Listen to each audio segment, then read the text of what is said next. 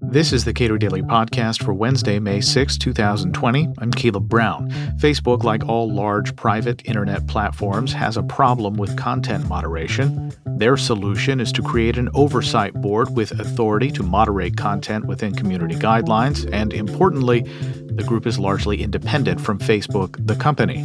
It's one of a wide variety of approaches that platforms have taken to make decisions about what content goes and what content stays. Cato's John Samples is one of 5 Americans who will serve on that board. We spoke yesterday. In creating this board, what is the problem or problems that Facebook is trying to solve? Facebook has had a problem for a couple of years related to its content moderation. Now, you might wonder if you live outside of the policy world what content moderation is, and basically, this is just the idea based on the truth that Facebook is a private entity that has a right to. The managers of Facebook have a right to run the business the way they see fit. Um, that Facebook has passed and has created over maybe 10 years, but really in the last 3 to 4 years for sure, standards of what can appear on their platform, what can appear in Facebook timelines, and so on. And in some cases, also what needs to be edited or downranked, or in some ways, not thrown off the platform, which some stuff is, but just put further down your timeline, fewer people see it, and so on. So, why is that? Well, I think ultimately, the people who run Facebook are running a business and they want as many customers as possible. They want the company to be as successful as possible. And indeed, they owe that to their owners. You have a responsibility to maximize shareholder value. So that means that presumably they decided that if everything that could appear on Facebook appeared, they wouldn't be able to maximize shareholder value. That in terms of the internet, it would look something more like 8chan, or it would have strong 8chan features. Uh, it would be extreme speech, which mostly is permitted under the First Amendment in the public forum, but it would be extreme speech that would drive off users of Facebook. So remember, the problem of Facebook is to bring two groups of people together: users, on the one hand, who want to use it for the reasons everyone knows, and advertisers. Without the advertisers paying to have better advertising, as it were, then there wouldn't be any Facebook because there wouldn't be any revenue. So the problem is to create an atmosphere that people are happy with, as many people as possible.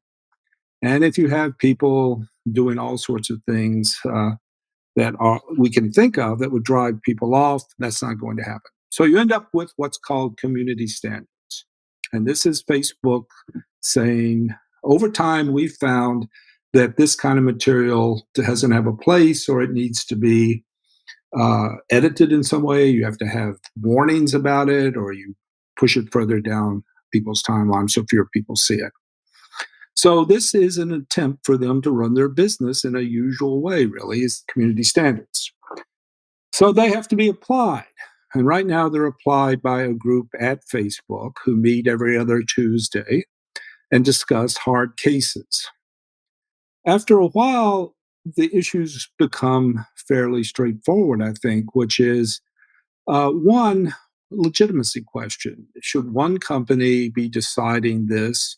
And Mark Zuckerberg has said this. Is this something that really you can get people to believe and believe in the legitimacy of? Now, most libertarians will believe, I think, that without any kind of board, that maybe, the business has a right to make those decisions. But I think Zuckerberg saw, as a businessman, a different problem, which is you've got to get people to believe that the process is fair. And for a variety of reasons, that becomes problematic. So he needed to figure out some way, or Facebook needed to figure out some way, to have a kind of due process model, as it were. And when you think about due process, and reason you don't allow the police to actually decide whether people are guilty or not, is you want some kind of independent entity, some independent institution that looks and sees what prosecutors and the police and so on have been doing. And then you have juries and courts and so on do that, and they act. And also, you have appellate courts all the way up to the Supreme Court that just try to decide, independent of the original actions of enforcing the law, is it in fact right or not? So Facebook's essential problem is then being responsive to shareholders, the people that own this publicly traded company, and bring Facebook users along in a way that that allows Facebook to maintain credibility with that user base. That they're not playing games with what posts you see, what posts are prioritized, whether or not you're getting an inaccurate picture of what your friends and family and associates are trying to share with you. Now, yes, that's correct. I think the problem is one of a search for legitimacy, for inevitable enforcement of community standards, because without community standards, no profits, no meeting of obligations to shareholders. And then in the last few years, there's been a great deal of um, emphasis by various political positions in the United States that Facebook is biased in one way or the other. Some people say the business model leads them to try to attract right wing extremists and keep them on the platform. The right says that the employees at Facebook and others are biased against them. And then you've got to remember there's 200 million users in the United States, but there's 3 billion people worldwide. So other countries have other issues, often with government interventions and so on. So you've got a serious, complicated problem that you have to deal with. You can't just say, whatever comes, comes, because that'll destroy the business if you let everything on the network.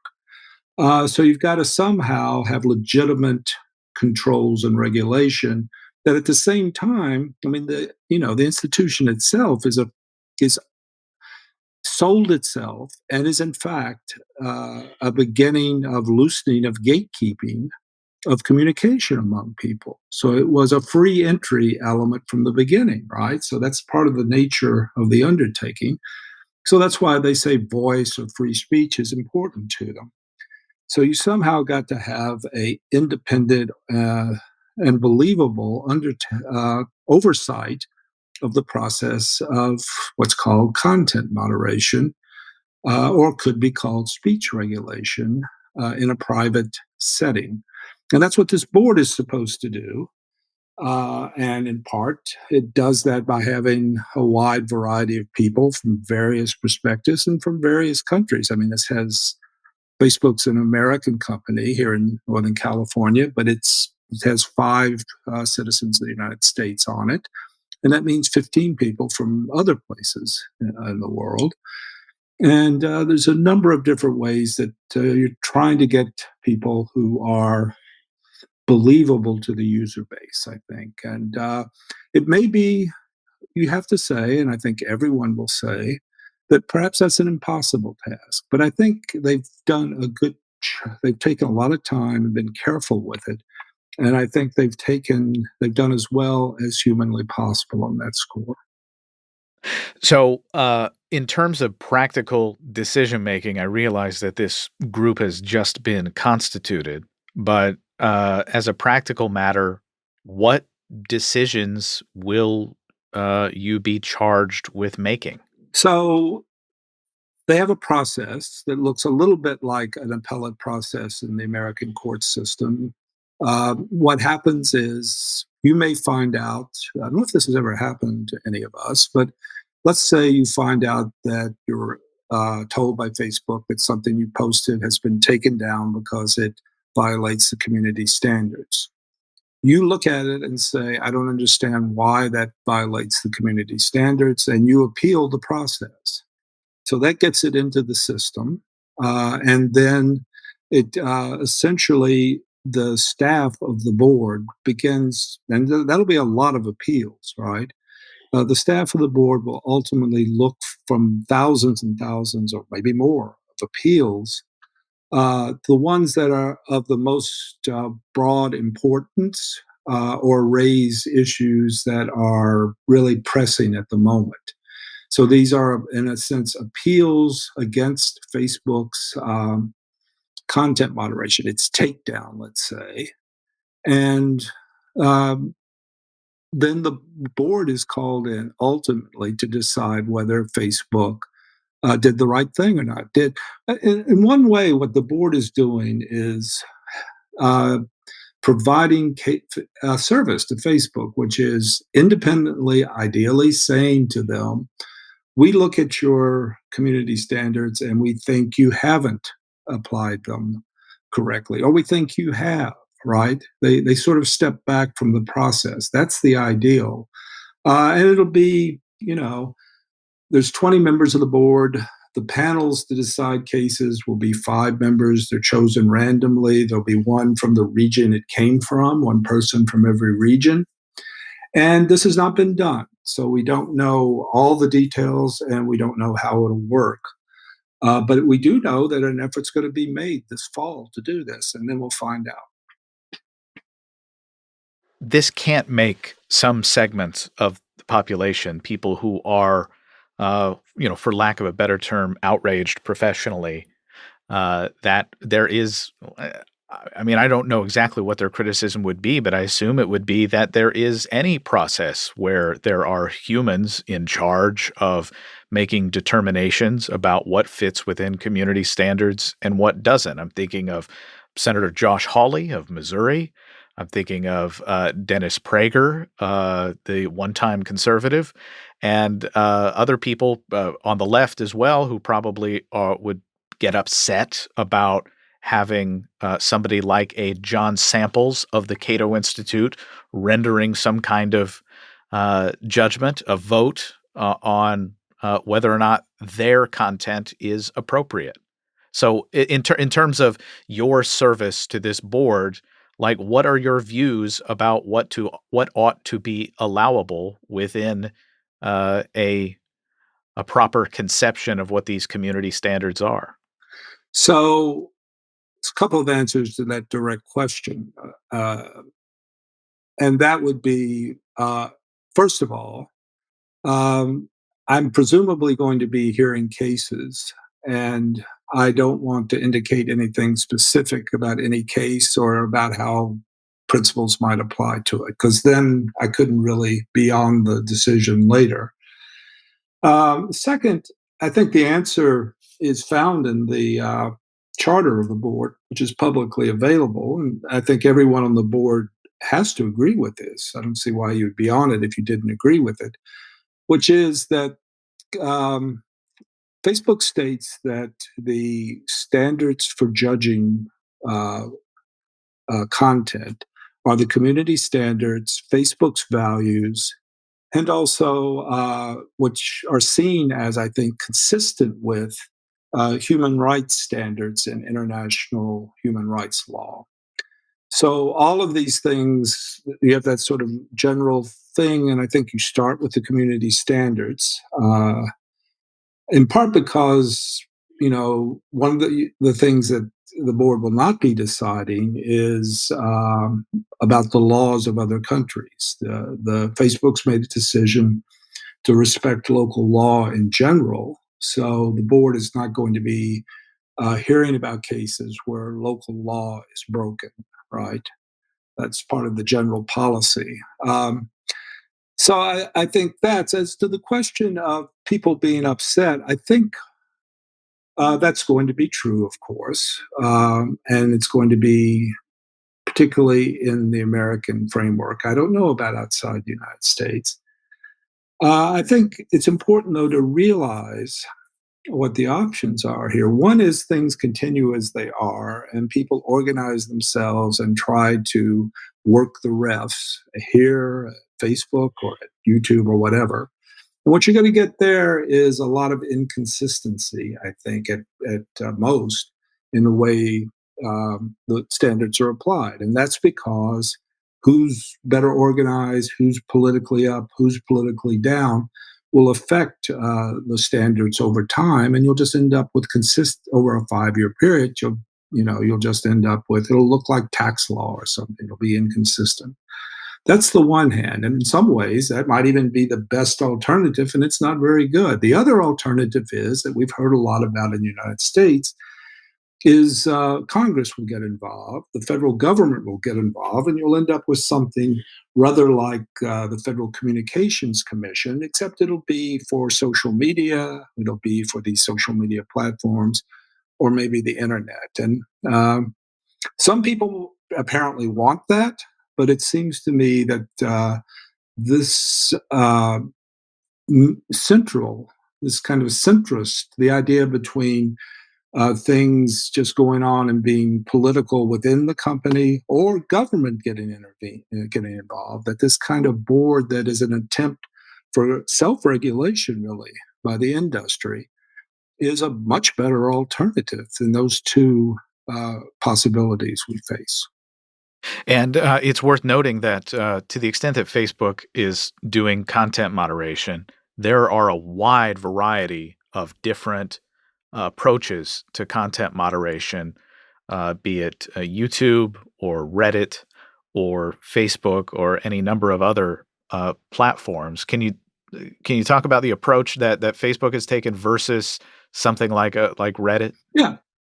Well, Facebook has essentially tried to have to have one set of standards for based on one, broad universal values, and now is trying to enforce them through not only their own staff but also an independent group that oversees their staff of content moderators. So that's a kind of centralized effort, but it's really based on trying to have unitary values ultimately. There's other alternatives. I mean, the notion that Facebook is the only game in town is wrong. One that interests me a lot is Reddit. If you look at Reddit, one thing, Reddit is a bunch of small little groups hosted on a platform. They do have centralized rules, but basically the content moderation, the oversight of what goes on is done in a decentralized way. Each group has its own moderators.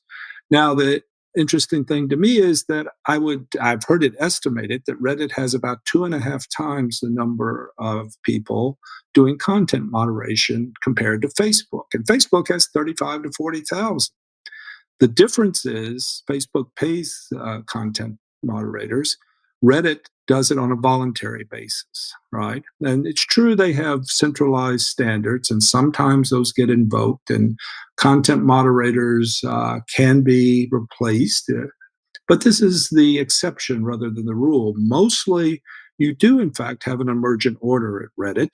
And I use Reddit, and it seems to me in the subreddits I'm on that it does a pretty good job. You sometimes get a kind of warning that says, look, be civil, look, be factual. It depends on the subreddit.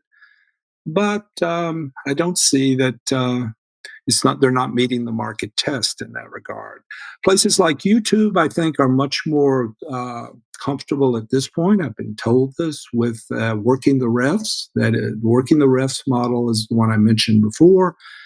Political forces outside the company have representation at the table, as it were, with content moderation, so that you go and you complain about what they've done, and then they react to that.